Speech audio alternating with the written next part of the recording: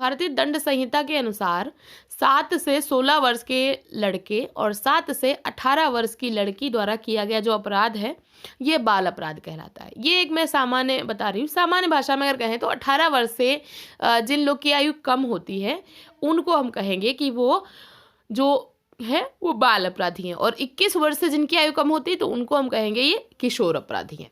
ठीक, तो 18 वर्ष तक बाल अपराधी, 21 वर्ष तक किशोर अपराधी। ये सामान्य भाषा एक हो गई जो जनरल लोग कहते हैं।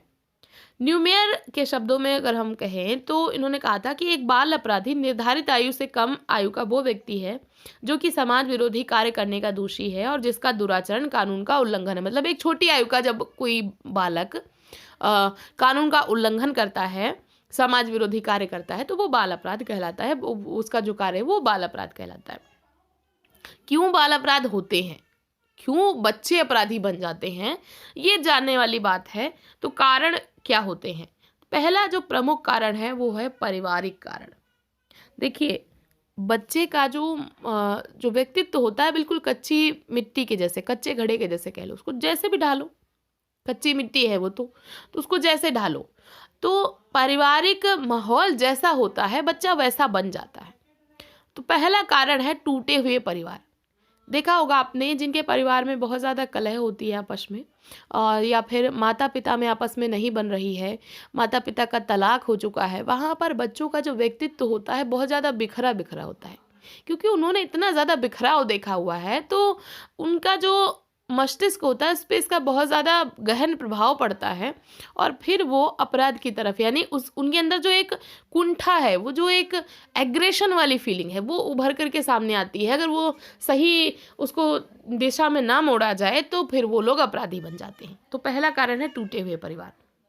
दूसरा कारण है अपराधी भाई बहन। अगर आपके घर में आपका भाई बहन में से कोई एक लोग अगर अपराधी है तो उसका प्रभाव आप पर पड़ता है। जैसे मैंने बताया था ना, संगति का असर पड़ता है, साथ में आप रह रहे हो तो उसका प्रभाव भी बच्चे पर पड़ता है और वो भी अपराध की तरफ मुड़ जाता है, क्योंकि देख देख के वो सीख रहा है। तो वो देख रहा है कि उसके भैया बहन ऐसा कुछ कर रहे हैं, चोरी कर रहे हैं, झूठ बोल रहे हैं, तो वो भी करना शुरू कर देता है। तीसरी चीज़ है दोषपूर्ण अनुशासन। दोषपूर्ण अनुशासन का मतलब है कि या तो बहुत अधिक अनुशासन करना या बिल्कुल ना करना। अगर बहुत ज़्यादा अनुशासन करोगे तो भी बच्चे का मस्तिष्क है, छोटा सा दिमाग है, उस पर बहुत ज़्यादा एकदम नियम कानून थोप दोगे तो वो नहीं मानेगा, एकदम से विचलित हो जाएगा। और अगर बिल्कुल नहीं उस पर अनुशासन रखोगे तो वो गलत संगति में पड़ जाएगा। तो दोषपूर्ण अनुशासन प्रणाली मतलब अनुशासन जो है इतना होना चाहिए कि ना तो बहुत ज़्यादा हो और ना बहुत कम हो। चौथा कारण है सौतेले माता पिता और पक्षपातपूर्ण व्यवहार। देखो, जब माता या पिता दोनों में से कोई एक या दोनों ही सौतेले होते हैं तो वो अपने बच्चे के लिए तो अच्छा बिहेवियर करते हैं, जो दूसरा जो सौतेला लड़का या लड़की होती है उसके साथ में उनका व्यवहार हो जाता है पक्षपातपूर्ण, मतलब भेदभाव करने लगते हैं वो। और जब ऐसा होता है तो वो छोटा सा जो बच्चा होता है उसके दिमाग पे बहुत बुरा प्रभाव पड़ता है और वो अपराधी गतिविधियों की तरफ मुड़ जाता है। पांचवा रीजन है पारिवारिक गरीबी। कहते हैं ना कि भूख जो ना करवा ले। तो जब उसकी बेसिक नीड्स नहीं पूरी हो पाती हैं, रोटी कपड़ा मकान इलाज ये सब नहीं पूरा हो पाता है, तो मजबूरी में वो चोरी करना सीखता है। वो अपना हक छीनने की कोशिश करता है कि अगर हमें ऐसे नहीं मिला तो हम अपना हक छीन करके लेंगे। तो यहाँ पर जो पारिवारिक गरीबी है ये भी अपराध का एक कारण होता है। छठा रीज़न है कि बहुत ज़्यादा संख्या होती है परिवार में और बच्चे की तरफ या तो हम ध्यान नहीं दे पाते हैं या फिर उसका तिरस्कार होता है। इतने ज़्यादा लोग हैं कि हम किस किस पे ध्यान दें, और या फिर हम उस पर बिल्कुल उसकी उपेक्षा करने लगते हैं, उस पर ध्यान ही नहीं देते हैं, या फिर अगर हम उस पर ध्यान दे रहे तो हमेशा उसको डांट मार करना, हमेशा उसका तिरस्कार करना, तुमसे कुछ नहीं होगा, तुम ऐसे हो, तुम वैसे हो। तो ये वाली फीलिंग भी बच्चे के अंदर बैठ जाती है और फिर वो अपराधी गतिविधियों की तरफ मुड़ जाता है। तो ये भी नहीं होना चाहिए। दूसरा प्रमुख कारण है व्यक्तिगत कारण की उसकी खुद की पर्सनैलिटी में कुछ कमियां होती हैं। क्या कमियां? एक तो है कि उसको कोई मानसिक समस्या होती है। गोगार्ड ने कहा था कि मानसिक समस्या बाल अपराध का एक प्रमुख कारण है। तो मानसिक समस्या क्या होती है? उसको सपोज कि कोई मेंटल डिजीज है, सॉरी मेंटल डिजीज है, तो वहाँ पर वो क्या करेगा कि अपनी उस समस्या से जूझ रहा है और समाज के लोग उसको समझ नहीं रहे हैं, तो उस टाइम पे वो अपराध की तरफ मुड़ जाएगा। दूसरा रीज़न है शारीरिक अक्षमता और कुंठा। सपोज कि उसका जो फिजिकल जो चीज़ें हैं उसमें कोई कमी है, या तो हाथ पैर में या फिर कोई दोष है, सपोज देख नहीं पा रहा है, सुन नहीं पा रहा है, बोलने में कोई दिक्कत है, कुछ भी। तो ये जो अक्षमता है कि बाकी लोगों से वो थोड़ा सा अलग है, ये उसके अंदर बहुत ज़्यादा गहराई से बैठ जाती है, कुंठा से पीड़ित हो जाता है कि क्यों मेरे साथी ऐसा क्यों। और ये वाली फीलिंग, जो कुंठा वाली फीलिंग है, फिर वो बहुत ज़्यादा एग्रेसिव हो जाता है। एक मूवी आई थी तारे जमी पर, आई थिंक आप लोगों ने देखी होगी, बहुत प्यारी सी मूवी थी। उसमें ये चीज़ें आप देख सकते हो कि कैसे उसके साथ में उसको प्रॉब्लम होती है, और जब उसको कोई बोलता है तो उसके अंदर वो जो कुंठा अंदर से बैठ जाती है, फिर वो लोगों से एकदम आक्रामक व्यवहार करने लगता है और बाद में अंदर ही अंदर वो घुटने लगता है। तो ये सारी चीज़ें। तीसरा रीज़न है भावनात्मक संघर्ष। उसको इमोशनली बहुत ज़्यादा संघर्ष करना पड़ रहा है। अब ये किसी भी तरीके से हो सकता है, या तो उसको परिवार में माहौल नहीं मिल रहा है, या उसको अंदर ही अंदर किसी चीज़ की घुटन हो रही है। तीसरा प्रमुख कारण सामुदायिक कारण, कि समुदाय में ऐसी कुछ चीज़ें हैं जो कि नहीं होनी चाहिए, जिससे कि बच्चा अपराधी बनता है। एक तो दोषपूर्ण मनोरंजन, बच्चे को आप क्या दिखा रहे हो, ये चीज़ आजकल हम टीवी पे देखते हैं, फ़ोन में देखते हैं, अपराधी गतिविधियां दिखाई जा रही। क्या देख रहे हैं? सीआईडी देख रहे हैं। और कौन कौन सी सीरियल्स आती हैं, और भी बहुत सारी सीरियल्स आती हैं जिसमें दिखाया जाता है कि उन्होंने उसको मार दिया, उन्होंने ये कर दिया, उन्होंने वो कर दिया। बच्चे के दिमाग पे क्या इफेक्ट पड़ रहा है, ये सब नहीं दिखना चाहिए उसको। उसको अच्छी चीज़ें, उसको अच्छे सीख, अच्छी कहानियाँ। पहले के टाइम में क्या होता था, रामायण महाभारत की कहानियाँ सुनाई जाती थी, अच्छे अच्छे आदर्श महापुरुषों की कहानियाँ सुनाई जाती थी। आजकल क्या है, फ़ोन पकड़ा दिया, बच्चा कुछ भी देखे। तो ये जो दोषपूर्ण मनोरंजन है, और मनोरंजन करने वाले लोग भी, वो भी पैसा कमाने के लिए कुछ भी बना रहा है। एज नहीं देख रहे बच्चे की, कुछ भी बनाया जा रहा है उस पर। तो ये सब चीज़ें काफ़ी एक गलत इम्पैक्ट डालती हैं बच्चे पर। एक और रीज़न है कि अपराधी क्षेत्र में वो रह रहा है। अगर उसका जो आसपास का जो वातावरण है, अड़ोस पड़ोस है, वहाँ पर सब वैसे ही रह रहे हैं, तो बच्चा भी बहुत ज़्यादा चांसेस होते हैं कि वो भी अपराधी ही हो जाएगा। तीसरी कारण कि स्कूल का जो वातावरण है वो सही ना होना। स्कूल में उसके सहपाठी हैं, बहुत गलत सलत चीज़ें उसको सिखाते हैं। अध्यापक भी कोई सही तरीके से नियंत्रण नहीं कर रहे हैं। स्कूल में उसको गलत तरीके से चिढ़ाया जाता है, उसको परेशान किया जाता है। यहाँ भी उसके अंदर एक कुंठा, एक अग्रेशन जन्म लेता है और वो अपराधी बन जाता है। या फिर उसको संगति ही गलत मिल गई, गलत संगति मिल गई, गलत दोस्त उसको मिल गए, गलत गलत चीज़ें सिखा रहे, तो यहाँ भी वो अपराध करने शुरू कर देता है। और एक मेन कारण है कि जब आपातकाल की स्थिति आती है या युद्ध की स्थिति आती है, वहाँ पर सब अपना अपना एकदम अफरा तफरी वाली माहौल होता है, कोई व्यवस्था रहती नहीं है।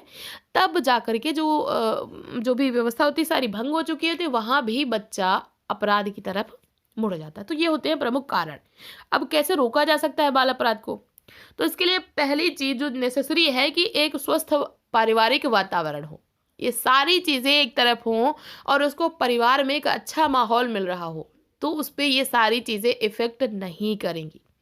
तो स्वस्थ पारिवारिक वातावरण, जहाँ माता पिता अच्छे से मिलजुल करके रहते हैं, भाई बहन सबके बीच में अच्छे से प्यार है, जो भारतीय वैल्यूज़ जो हमारी हैं वो अगर हों, तो काफ़ी हद तक इस चीज़ को रोका जा सकता है।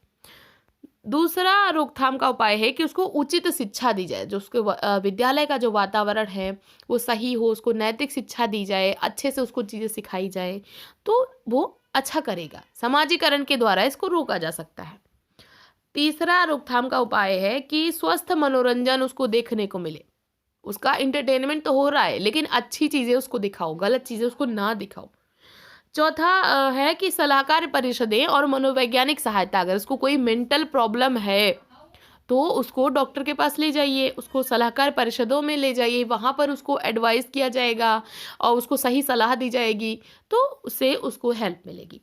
और पांचवा रोकथाम का उपाय है कि उचित न्याय और कानून व्यवस्था। जब कभी बच्चे के अंदर ये भय रहे कि अगर हमने ऐसा किया तो हमें दंड मिलेगा, और इतनी अच्छी न्याय व्यवस्था हो कि त्वरित न्याय मिल सके, तो भी इस चीज़ को रोका जा सकता है।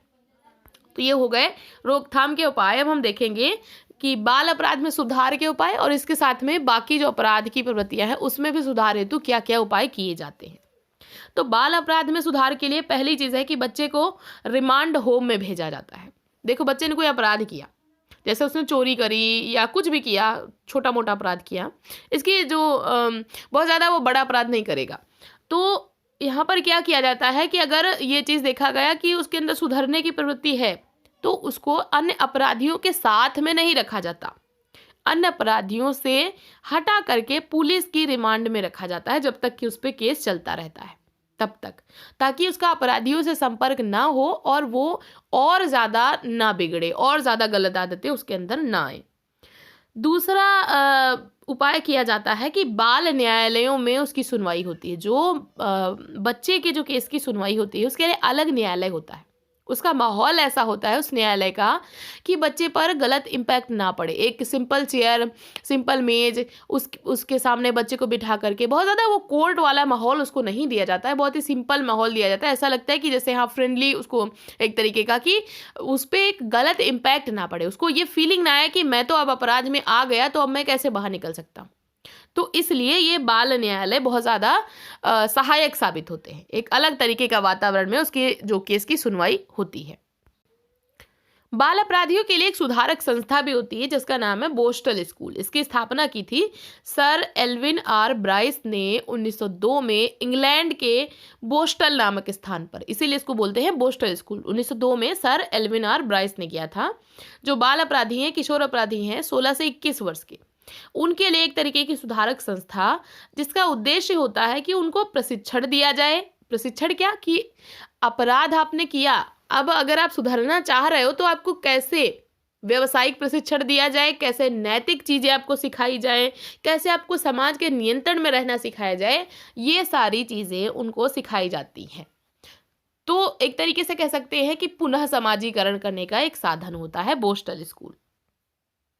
रिफॉर्मेटरी स्कूल 16 वर्ष से जो कम आयु के ऐसे बच्चे हैं जो कि या तो सजा भुगत चुके हैं या फिर उन्होंने कोई गंभीर अपराध नहीं किया, मतलब इतना बड़ा अपराध नहीं किया कि उसको माफ ना किया जा सके, या तो फिर वो सजा भुगत चुके हैं, तब उनको रिफॉर्मेटरी स्कूल में रखा जाता है, जहाँ पर उनको एक तो शिक्षा दी जाती है, क्योंकि अपराध किया, जेल में रहे तो वहाँ पर शिक्षा से वंचित हो गए, तो पहले तो उनको शिक्षा दी जाती है, फिर उनको किसी एक व्यवसाय का प्रशिक्षण दिया जाता है ताकि जब वो समाज में जाएं तो अपना कम से कम जीवन यापन अच्छे तरीके से कर सके। तो शिक्षा और व्यवसायिक प्रशिक्षण दिया जाता है रिफॉर्मेटरी स्कूल में। यहाँ पर ये हो गए बाल अपराध सुधार करने के उपाय।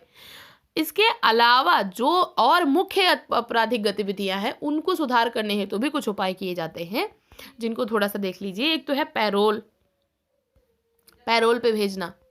जब कोई अपराधी, उसको कुछ समय के लिए, जैसे सपोज कि उसको 7 वर्ष की जेल हो गई, कोई अपराधी है 7 वर्ष की जेल हो गई और अपराधी ने कुछ समय सजा काट ली, मान लो उसने 1-2 साल सजा काटी, 2-3 साल सजा काटी। जेलर को लग रहा है कि अपराधी का व्यवहार सुधर रहा है, उसने जेल में रहते हुए किसी से कोई लड़ाई झगड़ा नहीं किया, चुपचाप अपने काम से काम रख रहा है, जो भी दिनचर्या है उसको फॉलो कर रहा है, तो एक तरीके से सदाचरण यानी अच्छा आचरण कर रहा है।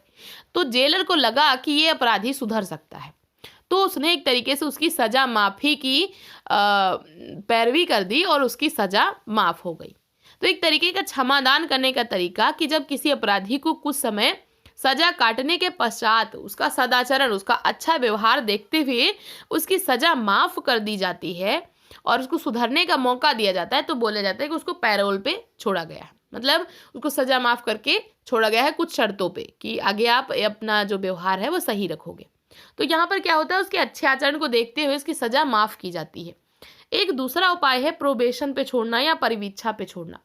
जैसे किसी का अपराध प्रूव हो गया, उसको सिद्ध हो गया कि उसने अपराध किया है, लेकिन फिर भी एक जो अधिकारी है उसको लग रहा है कि ये व्यक्ति सुधर सकता है, इसने जानबूझ के अपराध नहीं किया, गलती से इसके साथ में ये चीज़ें हो गई, कुछ ऐसी परिस्थितियां हुई जिसके कारण इसको अपराध करना पड़ा, वरना इसकी नीयत नहीं है अपराधी करने की। तो वहाँ पर वो क्या करेगा कि एक परिवीक्षा अधिकारी होगा, सामान्यतया ज़्यादातर ये लोग समाजशास्त्री ही होते हैं परिवीक्षा अधिकारी, तो ये लोग इनको सुधरने का एक अवसर देते हैं। परिवीक्षा अधिकारी की निगरानी में इनको परिवार के साथ रहने की और अपना जीवन सही तरीके से जीने की एक सुधरने का एक और मौका दिया जाता है इनको, कि मतलब आप अगर सुधर रहे हो तो सुधर जाओ। परिवीक्षा अधिकारी होता है, वो निगरानी करता है इनके व्यवहार की, और फिर उनको परिवार के साथ रहने की छूट दे दी जाती है। तो एक तो ये होता है। दूसरा एक होता है संपूर्णानंद आश्रम या खुली जेल। ये डॉक्टर संपूर्णानंद के प्रयासों से किया गया था वाराणसी के निकट चंद्रप्रभा नदी पर 1953 में। ये डॉक्टर संपूर्णानंद जो कि हमारे यूपी के मुख्यमंत्री भी रहे हैं, इनके प्रयासों से ये किया गया था कि जो चंद्रप्रभा नदी है वहाँ पर बांध बनाने के लिए बंदी जो लोग थे, जो जेल के जो अपराधी थे, उनके लिए एक शिविर लगाया गया था, जहाँ पर कोई दीवारें नहीं थी। जैसे जेल होती है पूरी दीवारें होती है, लेकिन वहाँ पर जो शिविर लगाया गया था बांध बनाने के लिए, कोई दीवारें नहीं थी, कोई रक्षक नहीं नियुक्त किया गया था, बिल्कुल उनको स्वतंत्रता दी गई थी। उनको भोजन, वस्त्र, सब कुछ सुविधाएं दी जाती थी, और ये काफ़ी सक्सेसफुल भी रहा था। तो बाद में राजस्थान में जब ये राज्यपाल बने थे राजस्थान के डॉक्टर संपूर्णानंद, तो वहाँ पर भी इस चीज़ को एज ए ट्रायल किया गया था संपूर्णानंद बंदी शिविर के रूप में 1963 में, और बाद में फिर तब से ये चीज़ें चलती आ रही हैं, संपूर्णानंद आश्रम या खुली जेल। तो ये कुछ प्रमुख प्रयास हैं जो कि अपराधियों को सुधरने की दिशा में किए जाते हैं सरकार की तरफ से, जो कि काफ़ी सराहनीय प्रयास हैं। तो ये थी, ये वाली यूनिट फिनिश हो चुकी है। अब 2-3 टॉपिक और बचे हैं, उसके बाद ये सारा कुछ फिनिश। तो ऐसे ही पढ़ते रहिए, अपने गोल की तरफ आगे बढ़ते रहिए, वीडियो देखेंगे। Thank you so much.